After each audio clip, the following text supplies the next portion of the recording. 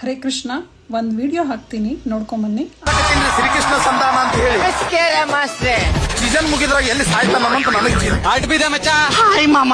ಏ bye hi ಓ bye. ಮಾಸ್ತರ್ ಅಂತ ಮಾಡ್ರಿ ಏನಂತ ಮಾಡ್ರಿ ನನ್ನ ನೀ ಯಾರು? ಧೃತರಾಷ್ಟ್ರ. ಮಹಾರಾಷ್ಟ್ರ ಧೃತರಾಷ್ಟ್ರ ದುಸ್ವಾಸ ದ್ರೌಪದಿಯ ಸೀರೆ ದ್ರೌಪದಿಯ ಸೀರೆ ನಾನು ಹೇಳಿದ್ದೀನಿ. ಬಿಡೋ ಕೈನಾ ಬಿಡೋ. ಜಿ ಕನ್ನಡದಲ್ಲಿರೋರಿಗೆ ಯಾರಿಗೂ ಮಾನ ಮರ್ಯಾದೆ ಏನೂ ಇಲ್ವಾ?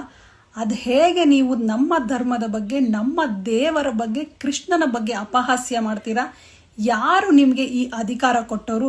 ನಿಮಗೆ ಸ್ಕಿಟ್ ಮಾಡೋದಕ್ಕೆ ಬೇರೆ ಏನೂ ಸಿಗೋದೇ ಇಲ್ವಾ? ಇದಕ್ಕೆ ಸ್ಕಿಟ್ ಮಾಡೋದಕ್ಕೊಬ್ಬ, ಅದನ್ನು ಆ್ಯಕ್ಟ್ ಮಾಡೋದಕ್ಕೊಬ್ಬ, ಅಲ್ಲಿ ಕೂತ್ಕೊಂಡು ಅಪಹಾಸ್ಯ ಮಾಡಿಕೊಂಡು ಚಪ್ಪಾಳೆ ತಟ್ಟೋದಕ್ಕಿನ್ನೊಬ್ಬ, ಅದು ಚೆನ್ನಾಗಿದೆ ಅಂತ ಹೇಳಿ ಅದಕ್ಕೆ ಬಜರ್ ಒತ್ತೋ ಜಡ್ಜ್ ಇನ್ನೊಬ್ಬ.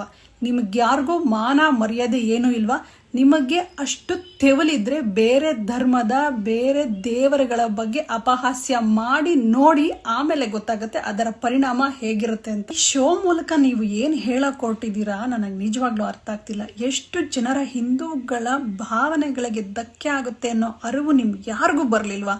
ಅಲ್ಲಿರೋ ಯಾರೊಬ್ರಿಗೂ ಅನ್ನಿಸ್ಲಿಲ್ವಾ ಇದು ನಾವು ಮಾಡ್ತಿರೋ ತಪ್ಪು, ನಮ್ಮ ಧರ್ಮದ ಬಗ್ಗೆ, ನಮ್ಮ ದೇವರುಗಳ ಬಗ್ಗೆ ಅಪಹಾಸ್ಯ ಮಾಡೋದು ತಪ್ಪು ಅಂತ ಯಾರೊಬ್ಬನೂ ಅಲ್ಲಿ ಧ್ವನಿ ಎತ್ತಲಿಲ್ವಾ?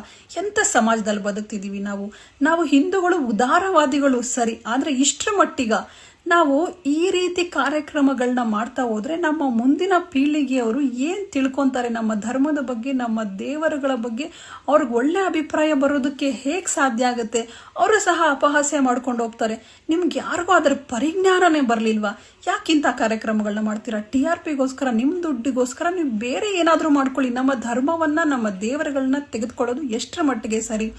ಇನ್ನಾದರೂ ಹಿಂದೂಗಳೇ ಎಚ್ಚೆತ್ಕೊಳ್ಳಿ. ಇಂಥ ಕಾರ್ಯಕ್ರಮಗಳನ್ನ ಬ್ಯಾನ್ ಮಾಡಿ ದಯವಿಟ್ಟು.